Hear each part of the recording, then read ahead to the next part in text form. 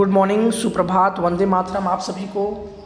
आज के इस वीडियो लेक्चर में हम लोग विभाग 1 एसपी विभाग 1 पार्ट 4 के जो पॉइंट बचे हुए थे उसको हम डिस्कस करेंगे। और आज का जो टॉपिक है आप स्क्रीन पे देख पा रहे हैं, वाणिज्यिक पत्र में आने वाले प्रसंग अनुसार भागों की विस्तृत चर्चा। विद्यार्थी मित्रों, इसके पहले के वीडियो में हम लोग पत्र के अंदर आने वाले स्थायी भाग जैसे कि शीर्षक, तारीख, संबोधन, आंतरिक पता, पत्र का मुख्य भाग, इसके अलावा पत्र के मुख्य भाग के अलावा हस्ताक्षर और सम्मान सूचक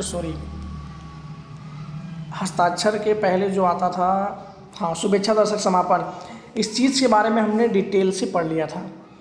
यानी वो चीज़ आते हैं पत्र के स्थायी भाग में जिसे पत्र के अंदर समावेश करना ही पड़ता है, आवश्यक होता है। और आज का जो टॉपिक है वाणिज्यिक पत्र में आने वाले प्रसंग अनुसार भाग, प्रसंगानुसार, ये क्या होता है, जब ज़रूरत पड़े तब इसे पत्र में समावेश किया जाएगा। यानी जब आवश्यकता हो कि ये सब चीज़ों को समावेश करना है तभी किया जाएगा। मतलब कंपल्सरी नहीं कि आपको इसको पत्र के अंदर लिखना ही लिखना है, जब ज़रूरत हो तब आप ये सब चीज़ों को जो पॉइंट्स आएंगे उसे लिख सकते हैं। बाकी जो हमने ऊपर पढ़ा था स्थायी भाग, उसे आपको पत्र के अंदर लिखना ही लिखना है, जैसे कि शीर्षक, तारीख, संबोधन, ये सभी पत्र में आता ही आता है।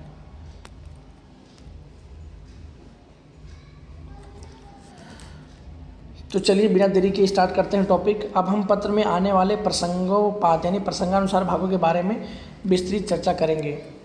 निजी एवं अन्य टिप्पणी टोस यानी notes, personal and other notations. पत्र प्राप्तकर्ता पत्र की जानकारी से संबंधित बातों पर तुरंत ध्यान दे। यानी जो पत्र प्राप्त करता है, पत्र के अंदर जानकारी से संबंधित जो बातें उसे अगर तुरंत ध्यान देना हो, कि बिना पढ़े सब अगर तुरंत मालूम कर लेना हो, तो जानकारी अपने तक ही मर्यादित रखे। पत्र प्राप्तकर्ता जानकारी अपने तक ही मर्यादित रखे, किसी को बताए नहीं, जानकारियों का यथायोग्य प्रत्युत्तर विशद रूप से दे। ऐसा यदि पत्र लेखक चाहता हो तब पत्र के ऊपर रिक्त रहे हिस्से या ऊपर के हाशिए में बड़े अक्षरों में अर्जेंट, पर्सनल, कॉन्फिडेंशियल यानी गुप्त, प्रायोरिटी यानी आपको ही जैसे शब्दों लिखता है। यानी पर्सनल, निजी एवं अन्य नोट्स में क्या है, यदि पत्र लेखक ऐसा चाहे कि मैं जिसको पत्र लिख रहा हूँ सिर्फ उसी को मिले और किसी तक न पहुँचे, सिर्फ उसी तक मर्यादित रहे। जैसे अगर इस व्यक्ति को लिख रहा हूँ तो मैं अगर चाहूँ कि सिर्फ इसको ही मिले पत्र, सिर्फ इसी के बारे में और किसी के बारे में ना हो, जब ऐसा कुछ होता है तो जहाँ भी जगह खाली रहता है सब विषय के ऊपर, विषय जहाँ लिखते हैं उसके ऊपर, तो ऐसे में बड़े अक्षर में अर्जेंट, पर्सनल, कॉन्फिडेंशियल, प्रायोरिटी जैसे शब्द हम लिख सकते हैं। इसके लिए कभी अन्य रंग की स्याही का उपयोग किया जाता है, मतलब सबसे अलग। जैसे हमने ब्लू पेन से लिखा है सब, तो उसको हम काले पेन से या पीला पेन से लिख सकते हैं ताकि तुरंत उस पर नज़र जाए। हिंदी में उसे तुरंत निजी, गोपनीय, अग्रिमता यानी प्रायोरिटी जैसे शब्द का प्रयोग होता है।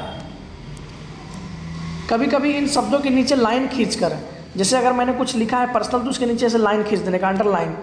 कभी कभी इन शब्दों के नीचे लाइन खींचकर उसका महत्व प्रदर्शित किया जाता है कि ये सिर्फ मतलब ये इंपॉर्टेंट है सभी से। इस प्रकार टिप्पणी नोट्स के कारण संस्था, पीढ़ी या अन्य व्यक्ति इस पत्र को नहीं पढ़ेंगे या उनके पास जो अपेक्षित है तदनुसार अमल करेंगे। यानी जिसे भी ये पत्र मिलेगा वो तुरंत उससे पता चल जाएगा ये पत्र उनके लिए नहीं है, ये जिसका नाम है सिर्फ उसी के लिए है। इस प्रकार की टिप्पणी लिफाफे पर भी लिखना अत्यंत आवश्यक होता है ताकि कोई लिफाफा न खोल सके।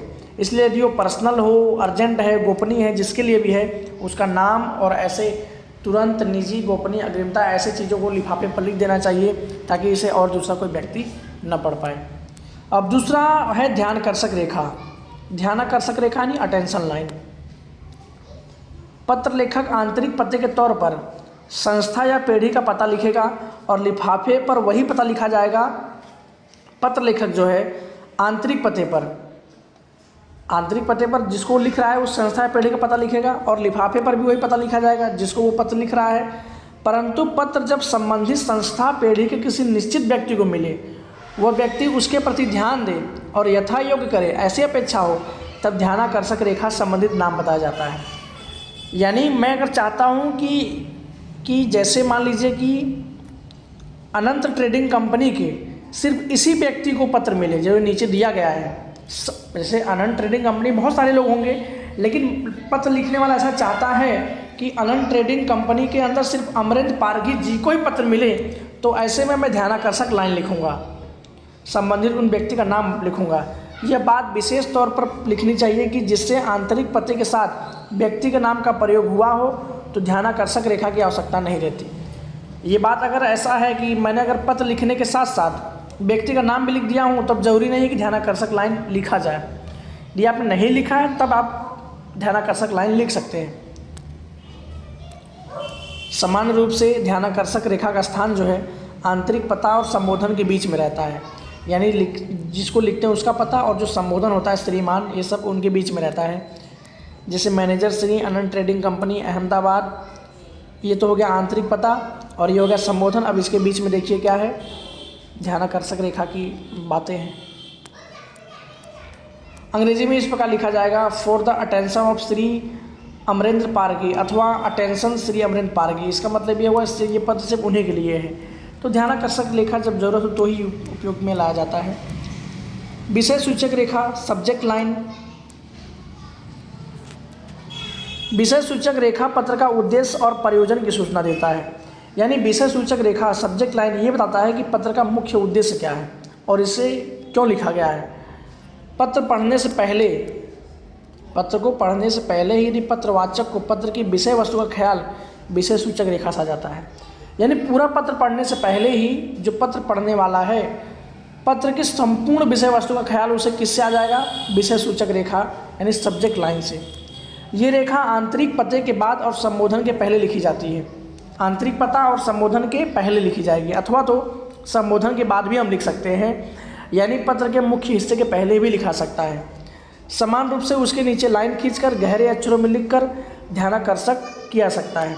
जैसे उदाहरण है, विषय दलहन व अन्य अनाज की थोकबंद खरीदी संबंधी, और इसके नीचे अंडरलाइन कर देना है। मतलब हमें इस पे से क्या समझ में आ गया कि ये जो संपूर्ण पत्र है, हम आपके यहाँ से दलहन यानी दाल और अन्य अनाज की थोकबंद खरीदी करना चाहते हैं, ये सिर्फ हमें किससे मालूम चल जाएगा, विषय सूचक रेखा से।